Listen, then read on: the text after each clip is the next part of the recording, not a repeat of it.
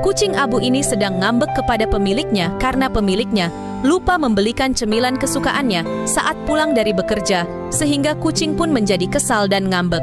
Ketika pemiliknya mengelusnya pun, kucing ini menggelengkan kepalanya, seolah berkata, "Tidak, aku tidak mau melihatmu sebelum kamu membelikanku cemilannya." Akhirnya pemiliknya pun mengalah dan keluar lagi untuk membelikan cemilan. Dan lihat ketika ia mendapatkan cemilan yang diinginkan, ia akhirnya terlihat begitu bahagia dan nyemil dengan sangat lahap. Aduh, kok bisa ngambek gitu ya? Lucu